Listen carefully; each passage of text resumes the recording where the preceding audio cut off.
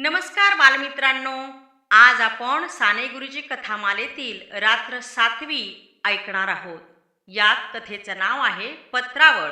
मुलांनो, तुम्हाला पत्रावळ म्हणजे काय माहिती आहे का? लग्न कार्यामध्ये पळसाच्या पानांपासून तयार केलेली पत्रावळ द्रोण तुम्ही पाहत असाल आणि त्याबद्दलच साने गुरुजी त्यांच्या आयुष्यात घडलेला प्रसंग ह्या कथानकातून आपणासमोर मांडणार आहेत. ऐकूया ती कथा पत्रावळ. कोकणात अजूनही बऱ्याच घरात पत्रावळीवर जेवणाची पद्धत आहे.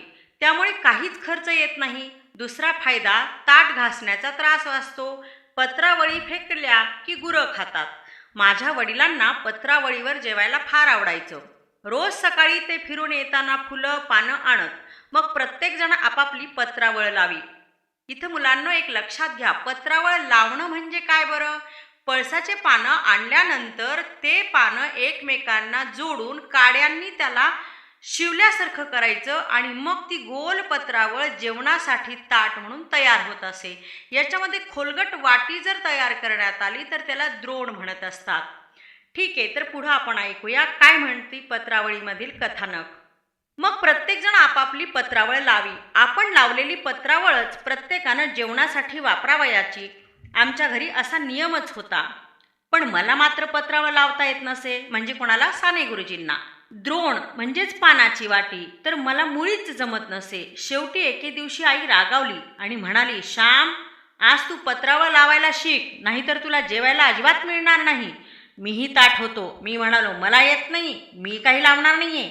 माझी बहीण अक्का माहेरी आली होती. ती पत्रावळ छान लावायची. ती म्हणाली, ये, तुला मी शिकवते. पण मी नमलो नाही. नमलो म्हणजे मी झुकलो नाही, मी ऐकलं नाही. रागानं म्हणालो, मला नको तू शिकवायला, जा. आणि मी पत्रावळ लावलीच नाही. आईनं माझं पान मांडलं नाही. साऱ्यांनी माझी आर्जव केली, म्हणजे मला खूप समजून सांगितलं. पण मी ऐकलं नाही. रागानं ओसरीवर जाऊन बसलो. थोडा वेळ गेला. माझ्या पोटात भूक लागली होती. जेवण घराकडं पाहत होतो. तेवढ्यात अक्का आली. म्हणाली, अरे, मी उद्या सासरी गेले म्हणजे थोडीच येणार आहे समजवायला. उठ, हवं तर 3 पानांचं ठिकोळं लाव. म्हणजे फक्त 3च पळसाचे पानं घे आणि लाव, त्याला ठिकोळं म्हणायचं. अक्काच्या या शब्दांनी मी विरघळलो. 3 पानं घेऊन त्यांना एक चोय म्हणजे खराट्याच्या काडीची टाचणी लावली. आधारासाठी एक मोठं पान घेतलं आणि जेवायला गेलो. मी रागानं भराभरा जेवत होतो. त्यामुळे ती चोय निघाली व घशात अडकली. मी घाबरलो. टाके अडकतात घशात, तरी म्हणे पत्रावळ लाव. मी रडत म्हणालो, पण आई ठाम होती. म्हणाली, ते काही नाही, चांगली पत्रावळ येईपर्यंत असंच होणार. मग मात्र मी हरलो. दुसऱ्या दिवसापासून पत्रावळ लावण्याचा निश्चय केला आणि वडिलांच्या मदतीनं उत्तम पत्रावळ आणि द्रोण लावण्यास शिकलो. साऱ्यांनी माझं कौतुक केलं. आई म्हणाली, देवानं ज्याला हातपाय दिले आहेत त्याला सारं काही करता येतं. मनात मात्र हवं. आणि तिनं मला खाऊ म्हणून जर्दाळू दिला. तो मला अमृताहूनही गोड वाटला, कारण गोडी वस्तूत नसून त्यासाठी केलेल्या श्रमात असते. ऐकलं का बालमित्रांनो? इथं आपल्याला ह्या गोष्टीतून नेमकं काय कळालं? आपण कोणतंही काम स्वतःहून शिकण्यासाठी निश्चय करावा.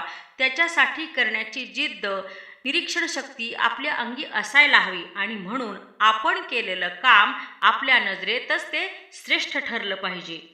आजच्या गोष्टीमधला हा हेतू लक्षात घ्या आणि स्वतःचं काम स्वतः करायला शिका. कशी वाटली आजची ही कथा बालमित्रांनो तुम्हाला? चला तर मग आपण आज इथेच थांबूया. पुन्हा भेटूया नवीन गोष्ट ऐकण्यासाठी. तोपर्यंत नमस्कार.